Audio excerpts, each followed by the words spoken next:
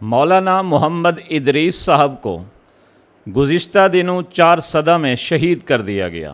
اللہ ان کو غریق رحمت فرمائے۔ بہت بڑے جید عالم دین تھے، لیکن سوال ہے ان کو کیوں شہید کیا گیا؟ تو یہ اس سوال کا جواب حاصل کرنے کے لیے آپ ذرا پرانی تاریخ اٹھا کر دیکھیں۔ مولانا فضل الرحمن پر حملہ کیوں ہوتا ہے؟ مولانا عبدالغفور حیدری پر حملہ کیوں ہوتا ہے؟ مولانا حسن جان کو شہید کیوں کیا جاتا ہے؟ مولانا سمیع الحق کو شہید کیوں کیا جاتا ہے؟ مولانا حامد الحق حقانی کو شہید کیوں کیا جاتا ہے؟ جرم صرف ایک ہے کہ وطن عزیز ملک پاکستان کی سالمیت اور اس کا استحکام دشمن پاکستان کو یراس نہیں آ رہا۔ اس کو خطرہ ہے کہ یہ علماء کہیں پاکستان کو مضبوط نہ کر دیں، کہیں یہ پاکستان کی آواز کیوں اٹھاتے ہیں۔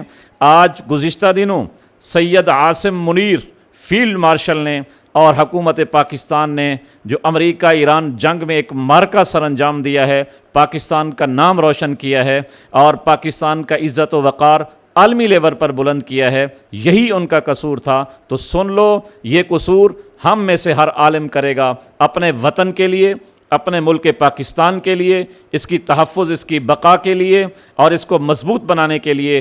ہم میں اگر پسینہ بہانا پڑا بہائیں گے، خون بہانا پڑا بہائیں گے، اور اپنی افواج پاکستان کو پہلے بھی خراج تحسین پیش کیا تھا، ہمیشہ خراج تحسین پیش کرتے رہیں گے۔ ذرا آئیں سنیں حضرت مولانا ادریس صاحب کی شہادت کی وجہ خود ان کی زبانی۔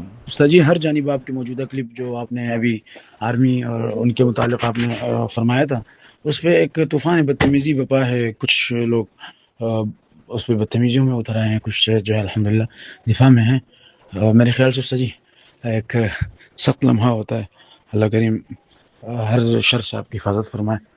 اور جزاک اللہ، اللہ آپ کو خوش رکھے۔ بس کیا کریں، یہ تو ہمارا ملک ہے، ہمارا وطن ہے، اور جو کچھ ہوا ہے زبردست الحمدللہ۔ ملک کے ساتھ محبت رکھتے ہیں، بس خیر کوئی یہ توپوں کا رخ کبھی میرے طرف، کبھی جلندری صاحب کی طرف، اور کبھی شیخ الاسلام صاحب کی طرف۔ یہ بس زندگی ہے، گزر جائے گی۔ ہم تو رسول اللہ صلی اللہ علیہ وسلم سے بڑے نہیں ہیں، اور ان کی کتنے مخالفین تھے، ہمارے بھی ہیں۔